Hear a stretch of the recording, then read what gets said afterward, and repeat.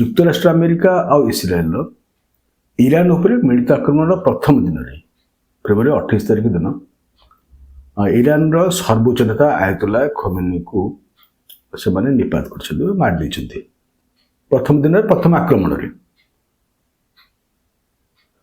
ଇଏ ବର୍ତ୍ତମାନ ଯୁଦ୍ଧ ପର୍ଯ୍ୟନ୍ତ ବଢ଼ି ବଢ଼ି ଚାଲିଲାଣି। ଇରାନ ନଇବା ନା ନେଉନି। ଇରାନ ତାର ରିଟାଲିଏଟରୀ ଆକ୍ସନ ନେଉଛି। ଆରବର ପାଖାପାଖି 10-12 ଦେଶ ଉପରେ ସିଏ ଆକ୍ରମଣ କରିସାରିଲାଣି, ଯୋଉଠିକି ଆମେରିକାର ମିଲିଟାରୀ ବେସ୍ ଅଛି। ୟୁନାଇଟେଡ୍ ଆରବ ଏମିରେଟ୍ସ ଉପରେ, ସାଉଦି ଆରବ ଉପରେ, ଓମାନ ଉପରେ, କାତାର ଉପରେ, କୁଏତ ଉପରେ, ସବୁ ଦେଶ ଉପରେ ଇରାନର ଆକ୍ରମଣ ବା ରିଟାଲିଏଟରୀ ଆକ୍ସନ ଆରମ୍ଭ ହେଇଯାଇଛି। ଯୁଦ୍ଧ ଥମିବା ନା ନେଉନି। ସାରା ଦେଶରେ ଯୋଉ ପ୍ରକାର ଜଣେ ରାଷ୍ଟ୍ରର ସର୍ବୋଚ୍ଚ ନେତାଙ୍କର ମୃତ୍ୟୁକୁ ନେଇକି ସାରା ଯୋଉ ପ୍ରତିକ୍ରିୟା ହବା କଥା ସାରା ବିଷୟରେ ସେମିତି ପ୍ରତିକ୍ରିୟା ଦେଖାଦେଇନି। ଆଉ ଦ୍ୱିତୀୟ କଥା ହେଲା, ଏମିତି କି ଆରବ କଣ୍ଟ୍ରି ମାନଙ୍କରେ ମଧ୍ୟ ବା ଆରବିଆନ କଣ୍ଟ୍ରି ମାନଙ୍କରେ ସେଠି ମୁସଲିମ କମ୍ୟୁନିଟି ମଧ୍ୟ ଖୋମେନିଙ୍କର ହତ୍ୟାରେ ପ୍ରତିକ୍ରିୟା ପ୍ରକାଶ କରିନାହାନ୍ତି। ଇରାନରେ ମଧ୍ୟ ପାଖାପାଖି ସେଇ ଅବସ୍ଥା।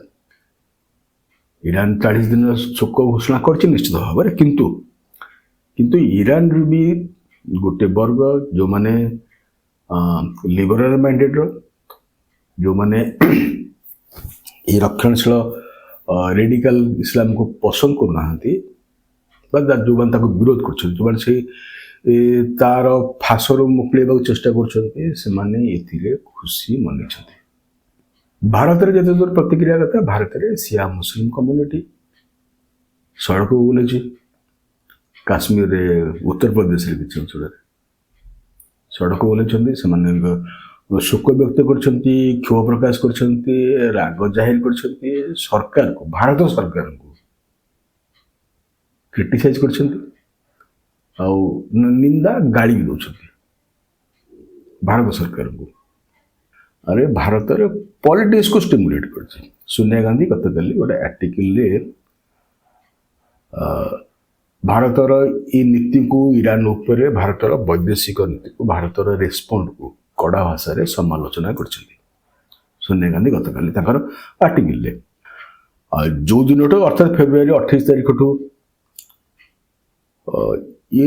ଇଏ ଘଟଣା ଆରମ୍ଭ ହେବା ସେବେଠୁ କଂଗ୍ରେସର ସ୍ପୋକ୍ସ ପର୍ସନ୍ସ, କଂଗ୍ରେସର ଇକୋସିଷ୍ଟମର ଲିଡର୍ସ ମାନେ ଭାରତୀୟ ଜନତା ପାର୍ଟି ସରକାରକୁ, ନରେନ୍ଦ୍ର ମୋଦୀକୁ ଏ ଆକ୍ରମଣ ନେଇକିନା ନିନ୍ଦା କରି ଆସୁଛନ୍ତି।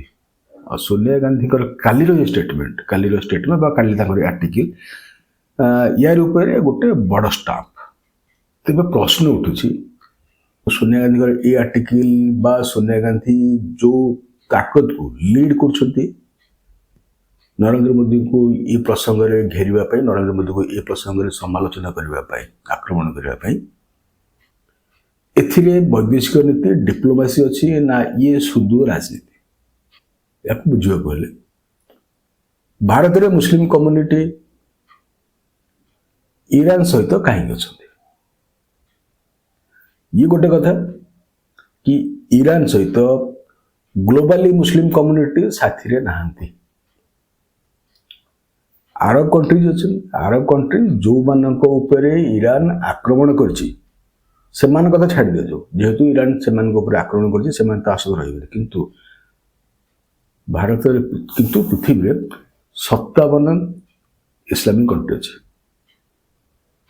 57 ଇସଲାମିକ କଣ୍ଟ୍ରିରୁ 56 ଇସଲାମିକ କଣ୍ଟ୍ରିଜ ଅନ୍ୟମାନେ, ଆରବ କଣ୍ଟ୍ରି ଛାଡ଼ିଦେଲା ପରେ ଆଫ୍ରିକାରେ ଯୋଉମାନେ ଅଛନ୍ତି, ଏସିଆନରେ ଯୋଉ ଇଣ୍ଡୋନେସିଆ, ମାଲେସିଆ, ଏ ଯୋଉ ମୁସଲିମ କଣ୍ଟ୍ରିଜ ଅଛନ୍ତି, ଏମାନେ ବି ନା ଆୟତୁଲ୍ଲା ଖୋମେନିର ମୃତ୍ୟୁ ଉପରେ ସେମିତି କିଛି ଷ୍ଟେଟମେଣ୍ଟ ଦେଇଛନ୍ତି, ସେମିତି କିଛି ପ୍ରତିକ୍ରିୟା ପ୍ରକାଶ କରିଛନ୍ତି, ନା ଇସ୍ରାଏଲ ଆମେରିକାର ମିଳିତ ଆକ୍ରମଣରେ ବି କୌଣସି ପ୍ରତିକ୍ରିୟା ପ୍ରକାଶ କରିଛନ୍ତି। ଭାରତ କିନ୍ତୁ ତାର ପ୍ରତିକ୍ରିୟା ହେଇଛି।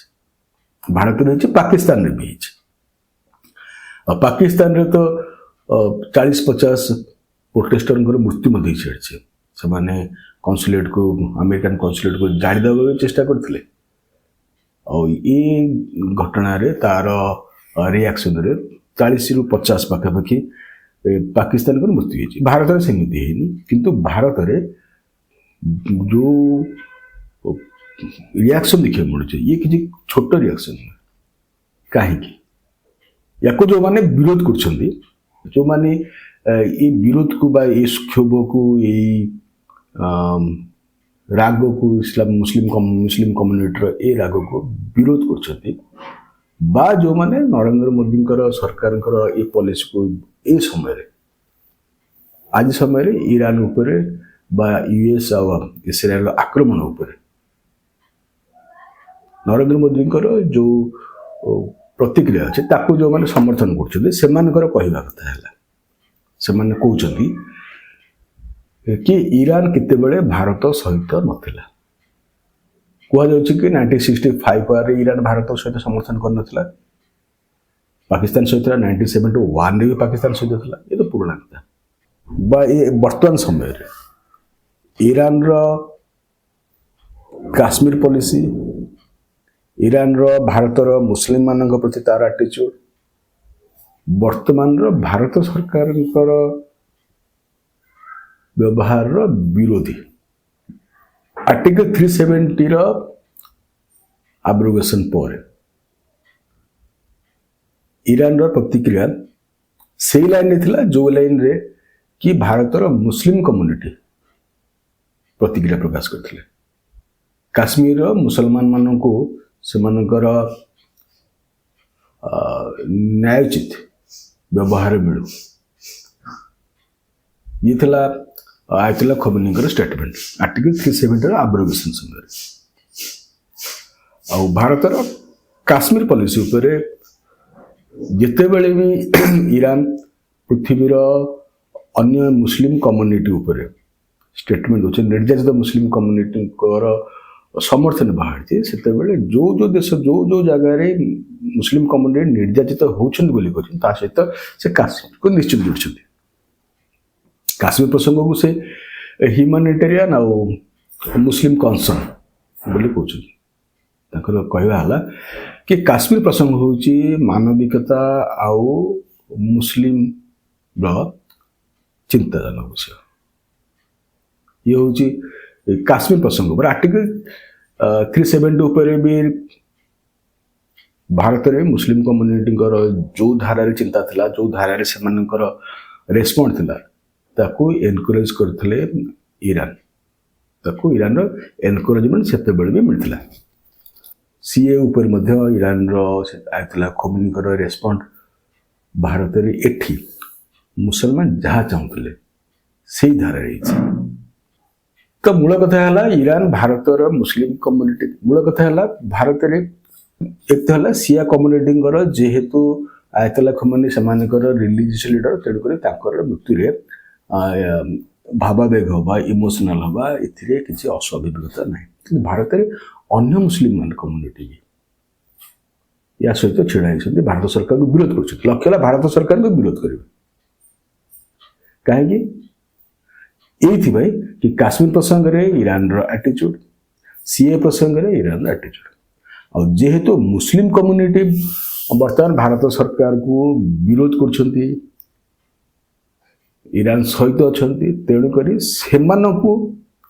सेमानकु सांगेर नवापे सेमानक सहित छेड़ा होता देखिया पे अपोजिशन भी सही लाइन रे अछि आ मूल कथा आर्टिकल 370 उपरे मुस्लिम कम्युनिटी रो जो रेस्पॉन्ड थिला बा जो भावना थिला ठीक से भावना ताकू समर्थन कला परिका बा ता लाइन रे कांग्रेस रो अन्य अपोजिशन पार्टी रो समाजवादी पार्टी आरजेडी एआईएमएम ये समस्त आर्टिकल 370 एब्रोगेशन रे मुस्लिम कम्युनिटी रो जो रेस्पॉन्ड थिला जो आवेग थिला से आवेग सहित भारत रे ई पॉलिटिकल पार्टी माने थिले सीएए ऊपर जदियो सीए रे कौन से मुस्लिम रो भारतीय मुस्लिम रो नागरिकता जाऊन तथापि या को गोटे प्रोपेगेंडा करेकि गोटे बड़ आंदोलन को छेड़ा कले आउ सी बढ़ी की गोटे रायट परिणत से भी Congress Samajwadi party Trinamool Congress RJD AIMIM आम आदमी पार्टी ये समस्ते सेतेबेले भी मुसलमान कम्युनिटी सहित थिले भारत सरकार ये पॉलिसी विरोध थे।